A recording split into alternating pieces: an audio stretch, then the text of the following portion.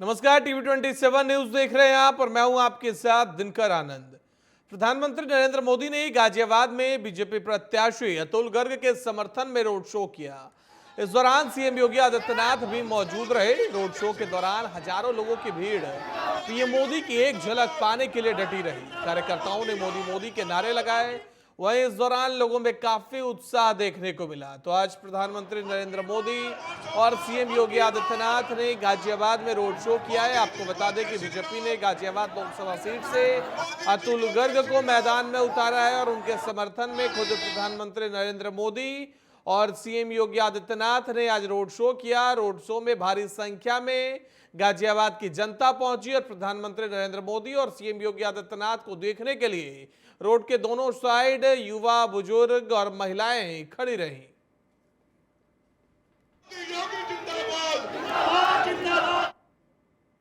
वहीं बीजेपी के स्थापना दिवस पर पीएम मोदी राजस्थान के पुष्कर पहुंची, जहां उन्होंने एक सार्वजनिक बैठक को संबोधित किया।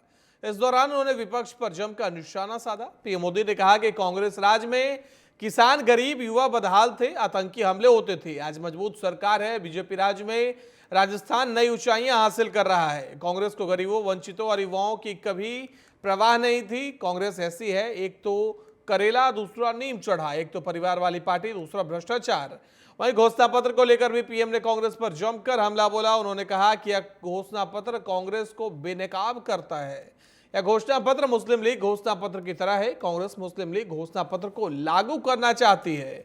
आज वामपंथी और कम्युनिस्ट भी इसका हिस्सा है, ऐसा प्रधानमंत्री नरेंद्र मोदी ने राजस्थान के पुष्कर में कहा।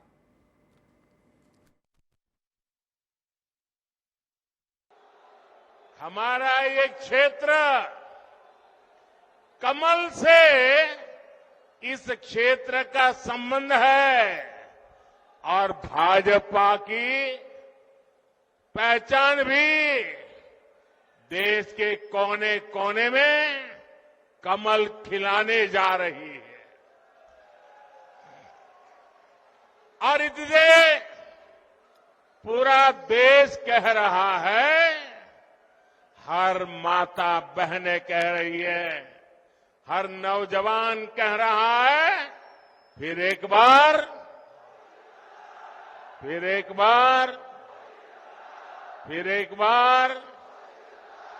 4 जून 400 पार, 4 जून।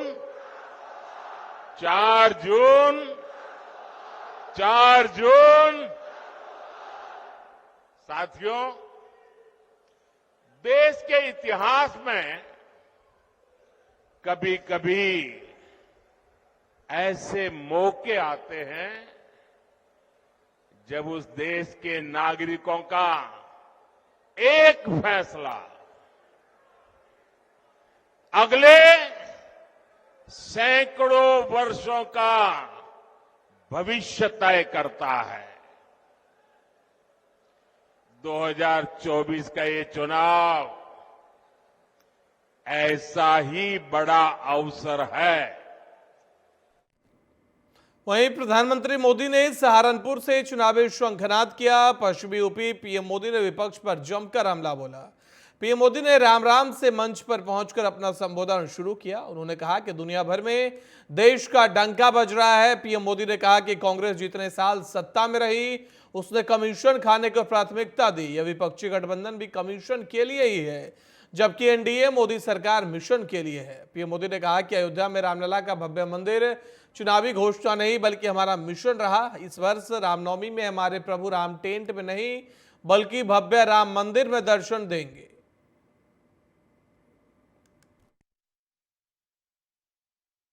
हिंदुस्तान के हर कोने में शक्ति की उपासना ये हमारी स्वाभाविक आध्यात्मिक यात्रा का हिस्सा है। हम वो देश हैं जो कभी भी शक्ति उपासना को नकारते नहीं है। लेकिन ये देश का दुर्भाग्य है कि इंडी अलायंस के लोग खुलेआम चुनौती दे रहे हैं कि उनकी लड़ाई शक्ति के खिलाफ है। क्या कोई शक्ति को खत्म कर सकता है क्या? शक्ति के सामर्थ्य को चुनौती दे सकता है क्या? और जिन जिन लोगों ने शक्ति को नष्ट करने का प्रयास किया है, उन सबका क्या हाल हुआ है वो इतिहास में, पुराणों में अंकित है। बहनों और भाइयों, हम सब सौभाग्यशाली हैं, हमने बदलते हुए भारत को देखा है। हम एक ऐसे भारत का दर्शन कर रहे हैं जो भारत दुनिया के अंदर वैश्विक मंच पर एक ग्लोबल लीडर के रूप में आज जाना जा रहा है। जो भारत सुरक्षित भी है, जो भारत आज अपनी वर्ल्ड क्लास इंफ्रास्ट्रक्चर के लिए जाना जा रहा है, जो भारत दुनिया के अंदर विकास का मॉडल क्या होना चाहिए, आज भारत दुनिया को दे रहा है। और यही नहीं, गरीब कल्याण के लिए क्या कार्यक्रम होने चाहिए, इसका मॉडल भी दुनिया के अंदर कोई दे रहा है तो भारत दे रहा है। बहनों और भाइयों, भारत का यह मॉडल केवल यहीं तक सीमित नहीं है।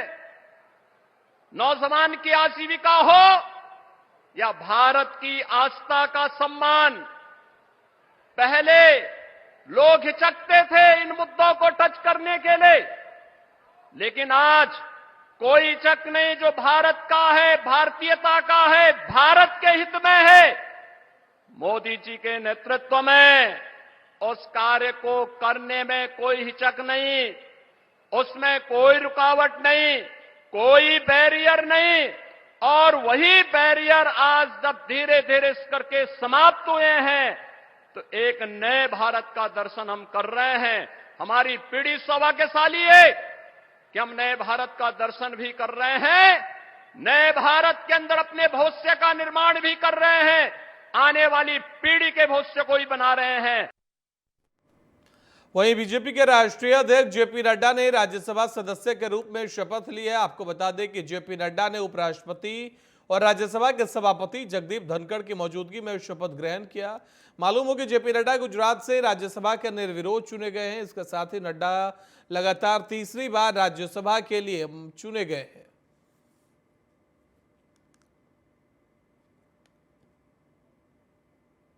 और दिल्ली में सीबीआई की टीम ने बच्चा चोरी करने वाले गैंग का पर्दाफाश किया है। केंद्रीय जांच ब्यूरो सीबीआई ने चाइल्ड ट्रैफिकिंग के मामले में देश की राजधानी में कई जगहों पर छापेमारी की। इस दौरान दिल्ली के केशवपुरम इलाके में स्थित एक घर से 3 नवजात शिशुओं को बचाया है। इस मामले में कई लोगों को गिरफ्तार किया गया।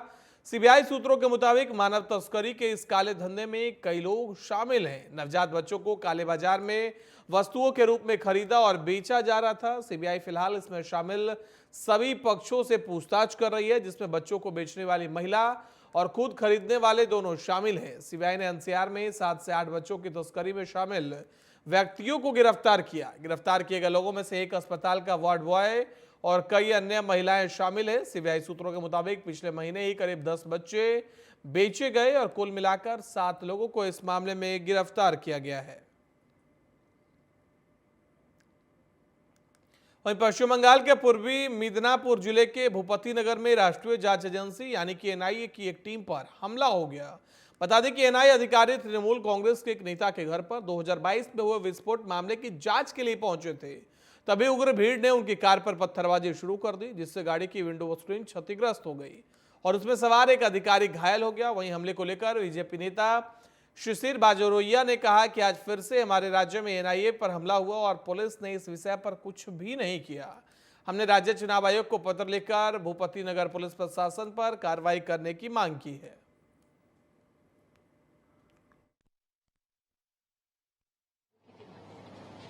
देखिए, सबसे पहला विषय तो आज था, आज सुबह पूर्व मेदिनीपुर में भूपति नगर में जो हुआ, एनआईए के ऑफिसर्स को जिस ढंग से पीटा गया, उनको रक्त रंजित किया गया, क्योंकि वो आए थे 2 लोगों को पकड़ने और आज फिर जैसे संदेश खाली में देखा गया 2 महीना पहले, वो फिर वही एक ही हुआ, उसका जिसको बोलते दोहराया गया। पश्चिम बंगाल पुलिस न दारत कहीं देखने को में नहीं मिला।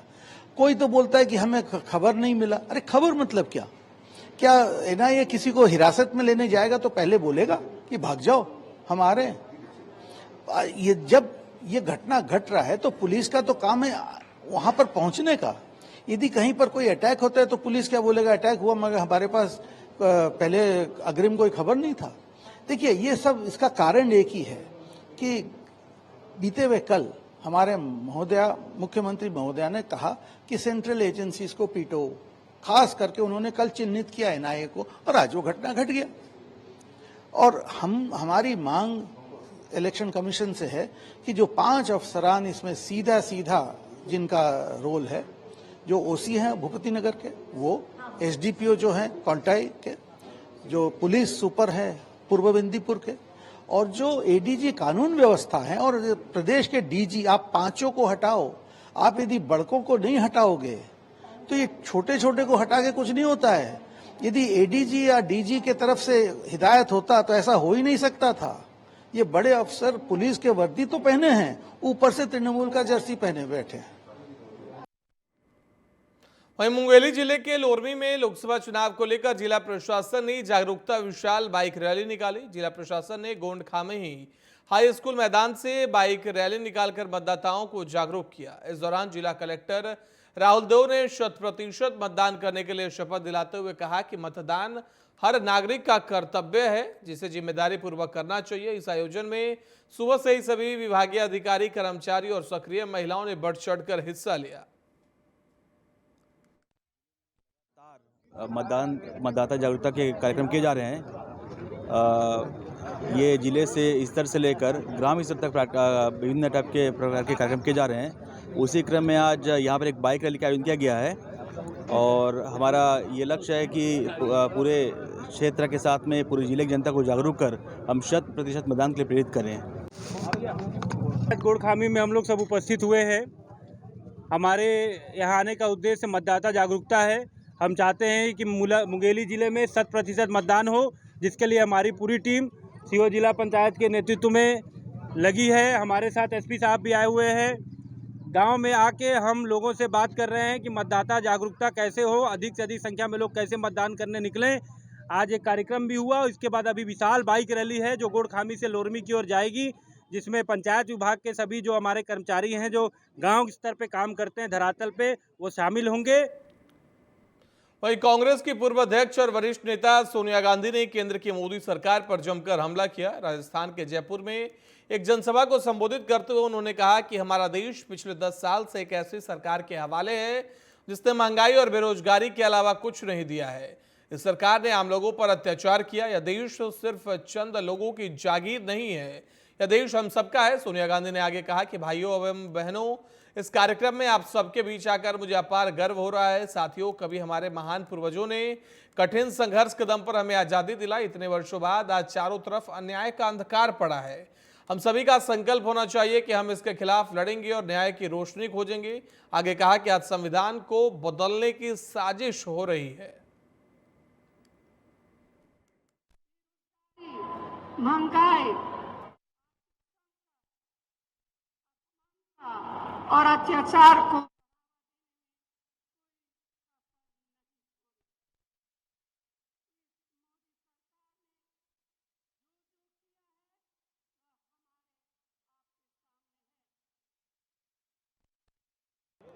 अपनी पार्टी का घोषणा पत्र आपके सामने रख रहे हैं। आपने देखा होगा कल एक सभा हुई थी दिल्ली में और ये घोषणा पत्र देश के सामने रखा गया। इसे हमने न्याय पत्र का नाम दिया है ताकि ये स्पष्ट हो कि ये एक सिर्फ घोषणाओं की एक सूची नहीं है जिन्हें हम चुनाव के बाद भूल जाएंगे। ये एक संघर्ष की आवाज है, इस देश की आवाज है जो आज न्याय मांग रही है। और इसका मतलब क्या है? देखिए, आज की परिस्थितियां क्या है आप मुझसे अच्छी तरह जानते हैं। बेरोजगारी चरम पे है। 45 सालों में इतनी बेरोजगारी नहीं रही जितनी आज है। चारों ओर अन्याय का अंधकार पड़ा है। हम सभी का संकल्प होना चाहिए कि हम इसके खिलाफ लड़ेंगे, न्याय की रोशनी खोजेंगे। भाइयों और बहनों, हमारा देश पिछले 10 साल से एक ऐसी सरकार के हवाले है जिसने बेरोजगारी, महंगाई, आर्थिक संकट, असमानता और अत्याचार को बढ़ावा देने में कोई कसर नहीं छोड़ी है। इस मोदी सरकार ने जो किया है वह हमारे आपके सामने है। वहीं उधर राजस्थान के पूर्व सीएम अशोक गहलोत ने कहा कि कांग्रेस की कई योजनाओं को राष्ट्रीय घोषणा पत्र में जगह मिली है। यह हमारे लिए गर्व की बात है। हमारी स्कीमों के कारण राजस्थान देश के हर राज्यों में चर्चा में आया। हमने कई क्रांतिकारी फैसले किए थे। उन्होंने इस बार के घोषणा पत्र को शानदार बताया और कहा कि यह जनता का घोषणा पत्र है। मैनिफेस्टो लॉन्चिंग जयपुर में भी रखा गया है। इस बात की हमें बहुत प्रसन्नता है और कांग्रेस प्रेसिडेंट खड़गे साहब भी और हमारे नेता सोनिया जी भी आ रही है, प्रियंका जी भी आ रही है। तो ये एक हमारे लिए तो सौभाग्य की बात है कि सोनिया गांधी जी जब से मेंबर पार्लियामेंट बनी राज्यसभा की राजस्थान से, उसके बाद में पहली बार आप यहाँ पधारेंगी। तो हमारे लिए तो एक बहुत ही खुशी की बात है। सब लोग उसको वेलकम कर रहे हैं। वहीं दिल्ली शराब घोटाला मामले में जेल में बंद पूर्व डिप्टी सीएम मनीष सिसोदिया की न्यायिक हिरासत एक बार फिर से बढ़ा दी गई है। उनकी जमानत मामले में अब कोर्ट की सुनवाई 18 अप्रैल को होगी। शुक्रवार को उन्होंने जनता के नाम चिट्ठी लिखी थी जिसमें उन्होंने लिखा था कि जल्द बाहर आऊंगा। शनिवार को कोर्ट में हुई सुनवाई के दौरान ईडी ने बचाव पक्ष आरोप लगाते हुए कहा कि आरोपियों की अर्जियां यह दर्शाती है कि आरोपियों की ओर से पूरी कोशिश की गई है कि मुकदमा शुरू ना हो सके। दिल्ली के राउजी एवेन्यू कोर्ट में पेशी के दौरान 207 सीआरपीसी अनुपालन में देरी को लेकर ईडी और आरोपी मनीष सिसोदिया के बीच बहस हुई। इस दौरान जज ने दस्तावेजों के निरीक्षण में हो रही देरी को लेकर दोनों से सवाल पूछे। कोर्ट ने ईडी से जवाब मांगा है कि प्रत्येक आरोपी ने अब तक दस्तावेजों के निरीक्षण में कितना समय लिया है, इसकी जानकारी दें।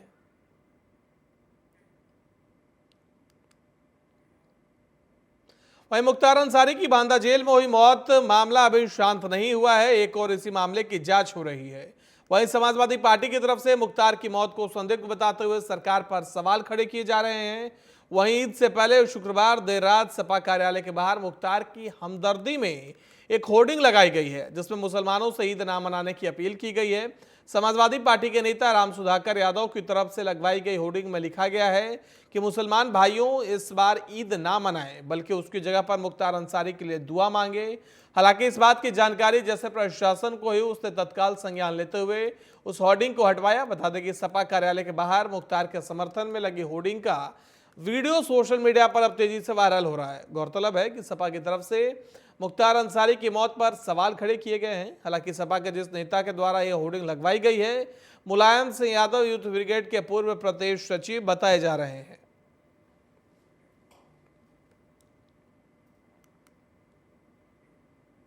वहीं बीजेपी अपना 45वां स्थापना दिवस आज मना रही है। जयपुर में बीजेपी प्रदेश कार्यालय पर रंग बिरंगी रोशनी की गई। कार्यालय में राजस्थान के सीएम भजनलाल शर्मा ने पार्टी का झंडा फहराया। इस मौके पर कार्यकर्ताओं में जोश और उत्साह देखने को मिला। सीएम भजनलाल शर्मा ने कार्यक्रम को संबोधित भी किया। बता दें कि फिर एक बार मोदी सरकार के नारे के साथ देश भर के 10 लाख से ज्यादा बूथों पर विशेष कार्यक्रम का आयोजन किया जा रहा है।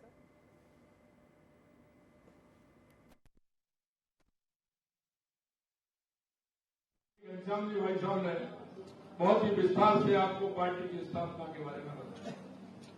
मैं सिर्फ आपको इतना बताना चाहता हूं, इस देश की आजादी के बाद राजनीतिक दल एक सबसे बड़े दल के रूप में जो आजादी से पहले जिस कांग्रेस के नेतृत्व में पूरे देश ने लड़ाई लड़ी थी, महात्मा गांधी जी ने कहा था कि इस कांग्रेस को आजादी दिलाने तक की स्थापना हुई, इसको खत्म कर दिया जाए, लेकिन उन्होंने उसको खत्म नहीं किया और उसके नाम का लाभ लेने के लिए ये कांग्रेस पार्टी आगे चली। और आपने देखा हो अंतरिम सरकार बनी थी, उस अंतरिम सरकार में ही 2 धाराएं बन गई। और वो धाराएं इसलिए बन गई कि एक वो लोग थे जिन्होंने अपने आप को सर्वोच्च न्यौछावर करते हुए देश को आजादी दिलाने का काम किया, एक वो लोग थे जो निस्वार्थ भाव से एक नहीं 2-2, 3-3 पीढ़ियां उनकी इस आजादी की लड़ाई में खप गई। लेकिन जब देखा देश की आजादी के बाद देश की दिशा ठीक नहीं है। वहीं केंद्रीय मंत्री और संबलपुर से बीजेपी के लोकसभा उम्मीदवार धर्मेंद्र प्रधान ने ओडिशा के संबलपुर में पार्टी मुख्यालय में पार्टी का झंडा फहराया और बीजेपी स्थापना दिवस मनाया। इस दौरान उन्होंने कहा कि आज पार्टी का स्थापना दिवस है और बीजेपी के लिए सभी कार्यकर्ताओं के लिए आज का दिन गौरव का दिन है। आज प्रधानमंत्री मोदी के नेतृत्व में पार्टी विश्व की सबसे मजबूत पार्टी बन चुकी है। देश में मोदी सरकार को कैसे तीसरी बार लाना है, यह बीजेपी के कार्यकर्ताओं का संकल्प है और उस संकल्प को पूरा करने के लिए हम पूरी तरह से कोशिश कर रहे हैं।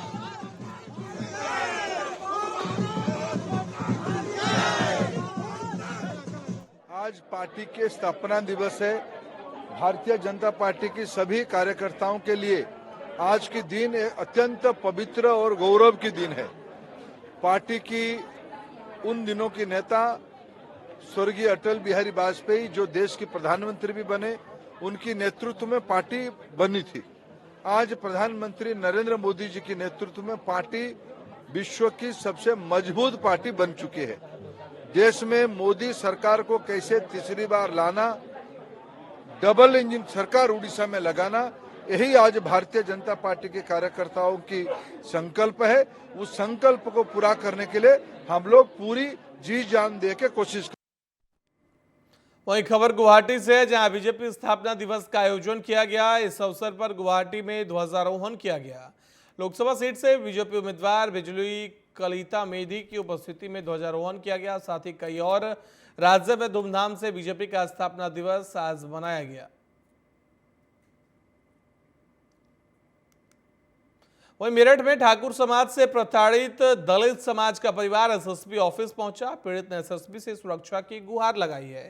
दरअसल पीड़ित ने सरदना के पूर्व विधायक के कर्मचारियों पर आरोप लगाया है। पीड़ित का कहना है कि भाई को नौकरी दिलवाने के नाम पर विधायक के कर्मचारियों ने 5 लाख रुपए लिए थे, जिसके बाद पीड़ित ने सरदना पुलिस से इसकी शिकायत की, लेकिन पुलिस ने कोई कार्रवाई नहीं की। पीड़ित ने बताया कि उसे लगातार जान से मारने की धमकी मिल रही है, जिसके बाद पीड़ित एसएसपी से मदद की गुहार लगा रहा है। जब मेरे मारने को मेरे पीछे बदमाश लगी, पता नहीं कौन, मैंने अपने परिवार को मैंने कहा बच्चों जल्दी आओ नहर पे, मैं नहर में बैठा, ऐसा भी हो सके, पता नहीं मुझे कहाँ मारते हैं। मैं अपनी गाड़ी लेकर तुरंत यहाँ आया। मैंने कौन लोग ये ठाकुर है जो विधायक जी के धोरे रहते हैं, सारे संगीत सोम जी के। क्यों धमकी दे रहे हैं आपको? क्या पूरा मामला है वो बताओ। मामला ये है कि मैंने उन्हें कभी नौकरी में मेरे से ले लिए, कभी कुछ मेरे से पैसे भगा के ले लिए, कभी जमीन पे ले लिए, कभी मुझे आए हुए पैसे जो मैं मांगू मुझे मारने पीटने की। किस चीज की नौकरी? मुजफ्फरनगर में लोकसभा चुनाव 2024 को शांतिपूर्ण चुनाव संपन्न कराने के लिए पुलिस अधिकारियों पर नकेल कस रही है। इसी उद्देश्य से जिला मजिस्ट्रेट ने 4 अपराधियों के विरुद्ध गुंडा एक्ट के तहत कार्रवाई की है। पुलिस ने आरोपियों के घर पर ढोल नगारे बजाकर कार्रवाई की। दोनों आरोपियों को 2 माह के लिए मुजफ्फरनगर से जिला बदर कर दिया गया है।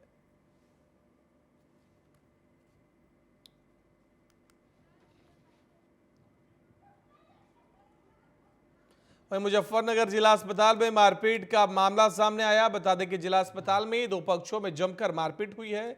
मंसूरपुर से मेडिकल कराने पहुंचे थे, जहां पर कहासुनी के बाद दोनों पक्षों में मारपीट हो गई। सूचना मिलने पर मौके पर पहुंची पुलिस ने कई लोगों को गिरफ्तार किया, साथ ही मामले की जांच शुरू कर दी है। वहीं साइबर अपराधियों का दुस्साहस इस कदर बढ़ गया है कि काशी विश्वनाथ मंदिर न्यास का फेसबुक पेज हैक कर लिया। इसकी जानकारी होते ही न्यास की ओर से साइबर सेल और फेसबुक प्रशासन से संपर्क कर पेज को रिकवर करने का प्रयास शुरू किया गया। साइबर सेल की 2 टीमों की मदद से पेज को रिकवर कर लिया गया है। आधे घंटे तक पेज हैक किया गया। इस दौरान बुकिंग में परेशानी आई।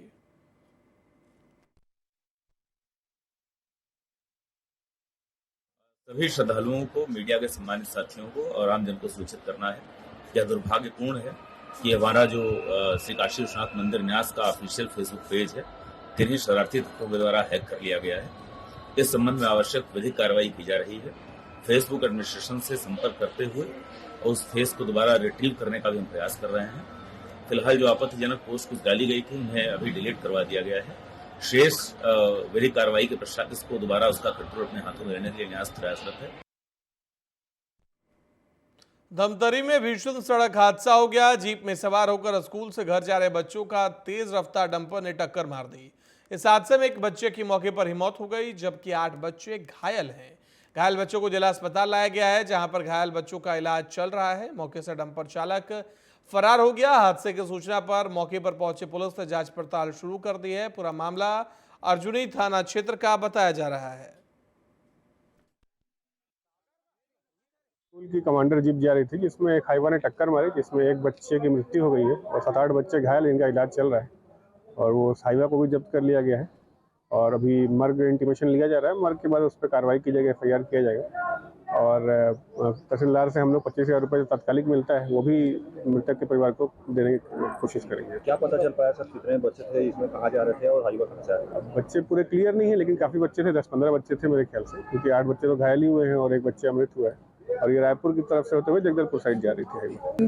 बच्चों का एग्जाम चल रही थी सर, तो एग्जाम में छुट्टी होने के बाद 9 से 12 उनका पेपर चल रहा था, तो 9 से 12 इसके बाद छुट्टी हो गई 12 बजे और गाड़ी वाला लेकर के जा रहा था। इधर से जैसे पहुंचा तो बाईपास में इधर से डंफल आ रहा था और डंफल ने सीधा गाड़ी जैसे टर्निंग हुई और एकदम से उसे ठोकर मारी, जिससे करीब 6-7 बच्चे घायल हुए, विशेष प्रकार चोट आई है और एक बच्चा विशेष रूप से। बुलेटिन में फिलहाल इतना ही। देश दुनिया की बाकी खबरों के लिए देखते रहिए TV 27 न्यूज।